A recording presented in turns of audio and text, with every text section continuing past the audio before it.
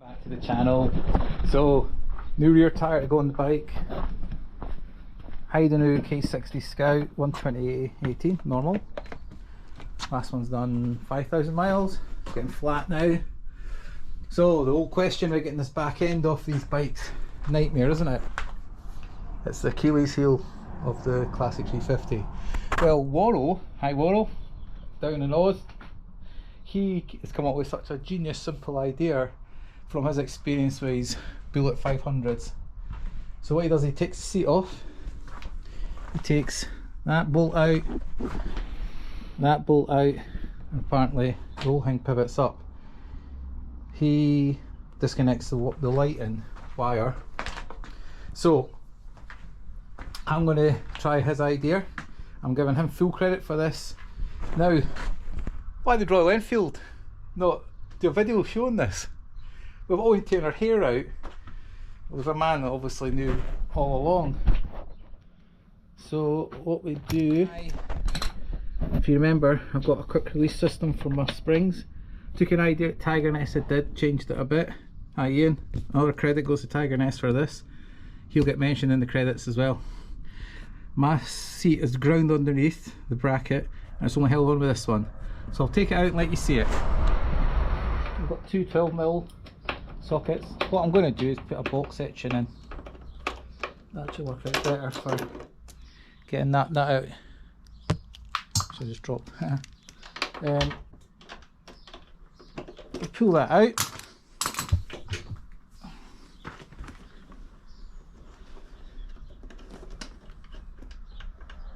People who put these in have small fingers. Okay, so there's your standard front bolt.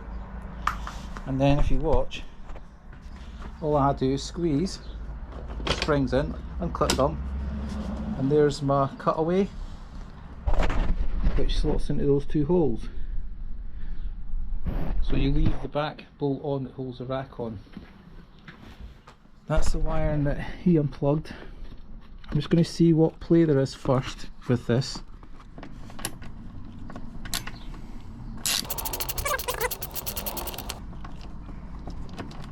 Okay, it's one side out. Put them under there out of the way.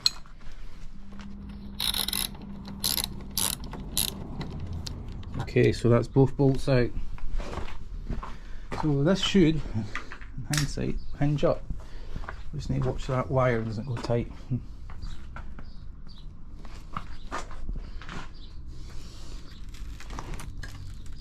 Ah, it does hinge up, but not with the rear rack on. See that? So it can be done, but not as simple as I thought. I have to take that bolt off then. That's fine. There you go, finally.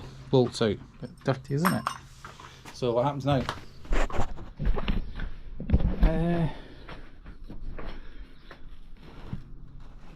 Still not lifting.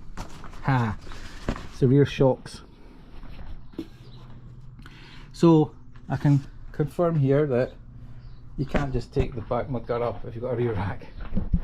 What you need to do, loosen them.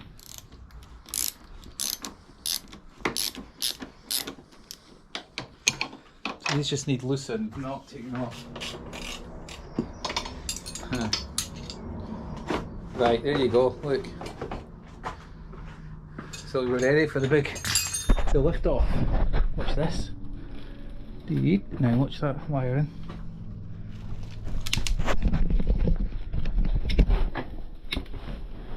Wow. It lifts up. Not massive, but that's high enough to get the tyre out. So what we need to work out is how we fasten it up. You just noticed, lift that up, got a gap. There you go. So the bit of wood that's in the pannier to hold up the front end of the bike can now get used for that. We're in. There you go, eh? Right, come back and I'll loosen this up. Okay, so do that to light. You roll this back, chain off.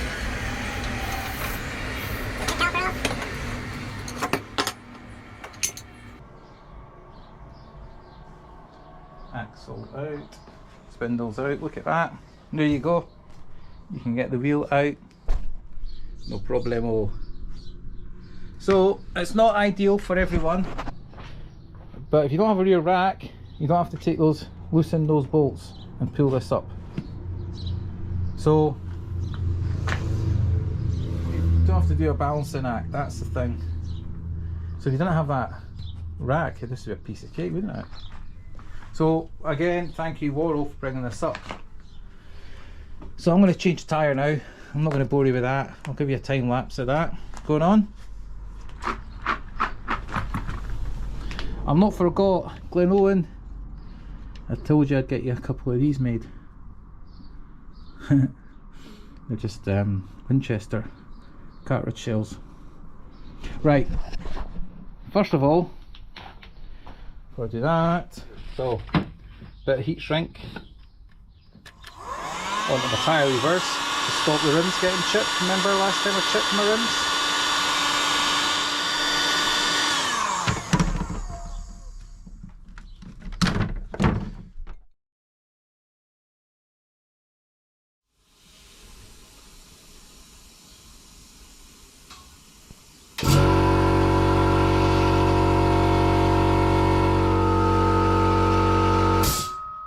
Bit copper grease on the thread.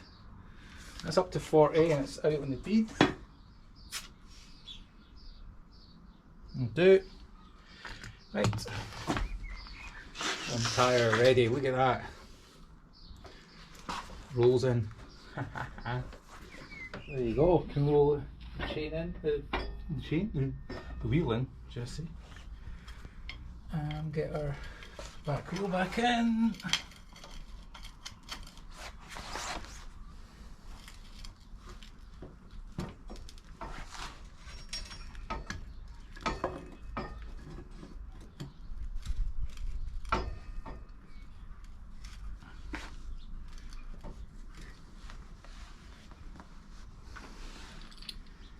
They've got a curve so you can't put them in the wrong way round. Good idea that.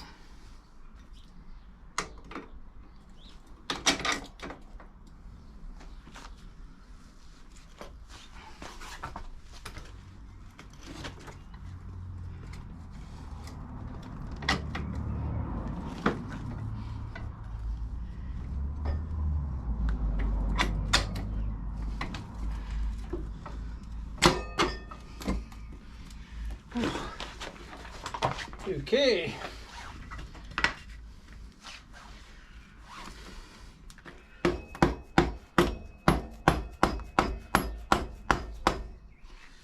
Now, bring this through till it hits that spacer. That's that done. Just a little bit. That's it flush.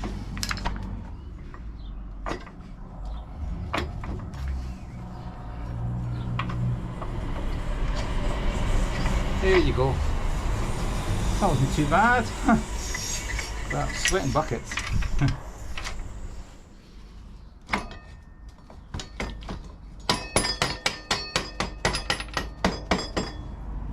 that's really easy to do. Sweating buckets here. It's 22 degrees by the way. I told you. Us Scots didn't do heat. No, it's not an easy job to do that. That took me a few times. The whole thing is I've just done it myself, took the wheel on and off, using Warro's idea. The whole idea today to see if it works. So the shrink wrap on the tyres lasted 2 minutes. So that was a waste of time. Right, that's the wheel back in. Thank God, that's always an ordeal, isn't it? What an ordeal it is. Okay, so we'll go back onto them. There you go, it's easy as that. Back in, that back in, with a gap for my seat to slot in, and our job's done. So as an experiment goes, that was alright. And you now see how to make a quick release seat. Mel's done the same with his. It's not the only one now to have done this. It's as easy as that. Oh, it's hot, really hot. It's lager weather actually. Ice cold lager. Oh, I can taste it now. I'm going to tighten this up, leave you to it. Thanks for watching. As always, this wheel is tricky, but that definitely works. Warro's idea of lifting that works. As you see, I had to take my 2 bolts out my seat. So just bear that in mind if you're looking to be able to repair this out in the field, as we always say. And just remember, as I say, if you've got a block of wood, this is just a bit I had in the shed. I've got a bit in that bag which goes under there, so you can take your front wheel off for a puncture or whatever. Then you can jam that in between there and there once you lift it up. But I think if I never had the back rack on, I think you could just put a bungee cord on your handlebar and hold it up. But that idea of Warro works. I'll leave a link to his film. I'm going to leave a link to Ian Tiger Ness, to his spring idea, and you'll see how I modified mine. Just so they're only on for show, aren't they? So I better tighten that up because it's loose. Okay, thanks for watching. Catch you again soon. Bye for now.